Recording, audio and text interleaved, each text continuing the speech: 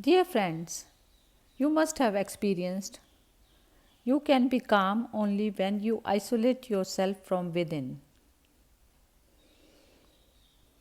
I will share one story with you. One day or other, you will come to the wide river where all is taken and you are left totally alone with no possessions. A Chinese allegory tells about a monk who was in search of Buddha. He traveled for years and years, and then finally he arrived in the country where Buddha lived. Just a river had to be crossed, and he would be face to face with Buddha. He was ecstatic. He inquired whether he could get a ferry or boat to go to the other shore, for the river was very wide. But people on the shore informed him, "Nobody will be able to take you there because there is a legend that whosoever goes to the other shore never comes back. So nobody can dare to take you there. You will have to swim." Afraid, of course, because the river was very wide, but still finding no other way, the monk started swimming. Just in the middle of the river, he saw a corpse floating. Coming closer and closer towards him, he became afraid. He wanted to avoid the corpse. He tried in many ways to dodge, but he couldn't. The corpse proved very tricky.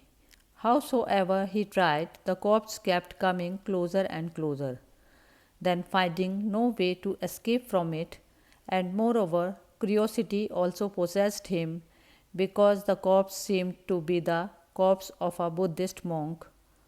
The ochre robe, the clean shaved head, taking courage, he allowed the corpse to come near.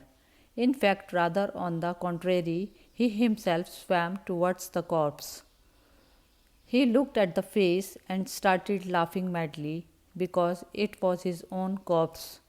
He couldn't believe his eyes, but it was so. He looked again and again, but it was his own corpse. And then the corpse floated by down the river, and he watched all his past go with it. All that he had learned, all that he had possessed, all that he had been, the ego, the center of his mind, the self, everything floated off with the corpse. He was totally empty. Now there was no need to go to the other shore. No need to go to the other shore because once his past had been taken by the river, he himself was Buddha. He started laughing because he had been searching for the Buddha without, and the Buddha was within. He came back laughing to the same shore he had left just a few minutes before, but nobody would recognize him. He even told people, "I am the same man," but they laughed. He was not the same man, he was not really, and that was the reason for the legend that nobody comes back. Whosoever goes to the other shore, everybody had come back, but they were not the same. The old was dead, and the absolutely new had come in its place. I would like this allegory to be so deeply implanted in your being as possible. This is going to be your future.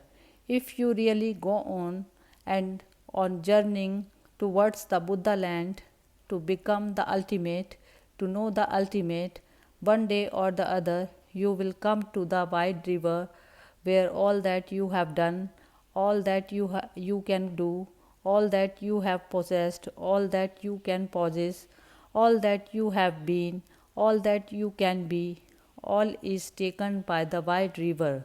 It moves with the flow slowly towards the ocean, and you are left totally alone with no possessions, with no body, with no mind. In that aloneness flowers the flowers of Buddha.